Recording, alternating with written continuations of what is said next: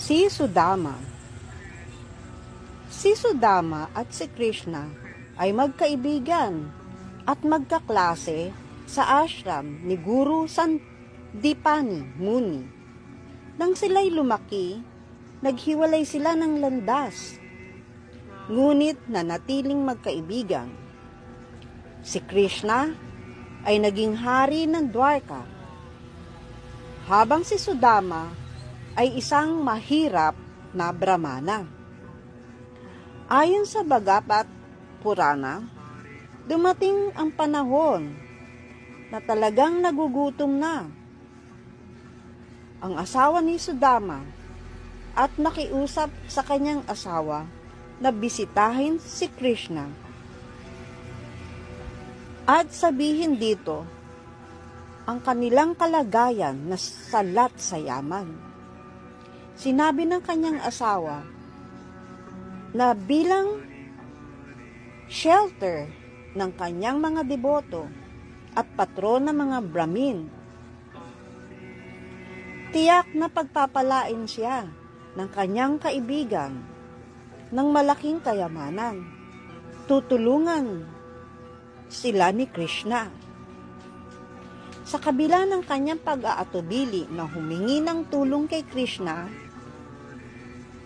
pumayag si Sudama dahil lamang sa gusto niyang makita ang kanyang kaibigan. Tinanong niya ang kanyang asawa kung may maibibigay siya bilang regalo handog kay Krishna, at nakahanap ang kanyang asawa ang 4 na dakot ng tuyo bigas na binalot ito sa panyo na siya niyang dinala sa Dwarka. Pagdating niya sa palasyo, nakita niya si Krishna na nakaupo sa isang sopa kasama ang kanyang paboritong reyna, si Rukmini. Lubos na nagalak si Krishna sa muling pagkikita nila ng kanyang matagal ng kaibigan, at pinaupo niya si Sudama sa kanyang sariling sopa at hinugasan ang kanyang mga paa.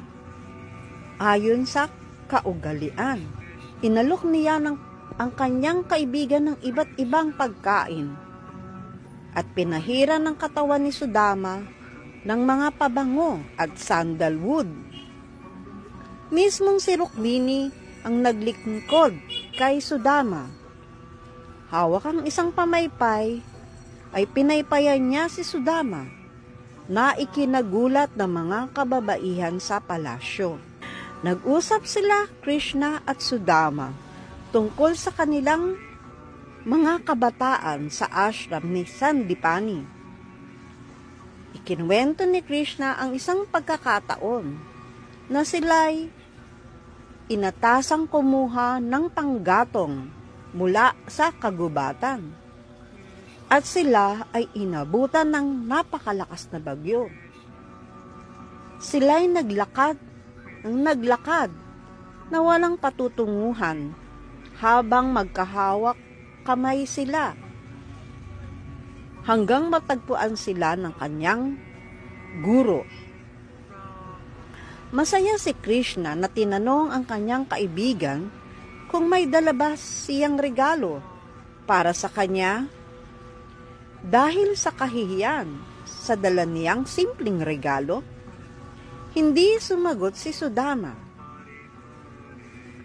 Ngunit bilang isang omniscient, nakakaalam ng lahat, alam ni Krishna na tuyong bigas ang dala ng kanyang kaibigan, at sinabi niyang paborito niya ito, at agad-agad ay kinuha niya at kumain ng isang butil. Pinigilan ni Rukmini si Krishna na kumain pa ng mas marami. Matapos ang gabing iyon sa palasyo, si Sudama ay nagsimula ng bumalik sa kanilang tahanan. Bagamat nahihiya siyang humingi ng tulong, hindi niya nasabi ang kanyang balak sa kanyang pagdalaw kay Krishna. Ngunit kontento na rin siya dahil nakita niya ang kanyang Panginoon. Inisip na lamang niya na awa ni Krishna, kanya siya ay nasa kalagayang mahirap. Pagdating ni Sudama sa kanilang tahanan, laking gulat niya nang makita niyang ang kanilang simpleng kubo ay naging isang magarang tahanan, mapapaligiran ng magagandang hardin at mga parke. Sinalubong siya ng kanyang asawang tuwang-tuwa. Agad siyang niyakap habang lumuluha sa galak. Ang kasuotan nito ay para bang isang diyosa na si Lakshmi mismo. Gulat na gulat si Sudama sa loob ng kanilang tahanan dahil sa karangyaan nito. Lubos na nagpapasalamat si Sudama sa kagandahang loob ni Krishna dahil pinasaya siya ni Krishna sa panahon ng kanyang kahirapan at naawa sa kanya. Siya at ang kanyang asawa ay nagtamasa ng mga biyayang natanggap nila, ngunit walang attachment silang dalawa sa mga material na bagay. Bagkus, lalo pang tumibay ang kanilang debosyon kay Krishna. Sa istoryang ito, hindi hadlang ang pagiging mahirap o mayaman, kakaroon ng debosyon at pakikipagrelasyon kay Krishna. Dapat nating isipin na mercy ni Krishna kung tayo ay nahihirapan dahil tatawag tayo ng tatawag sa Kanya.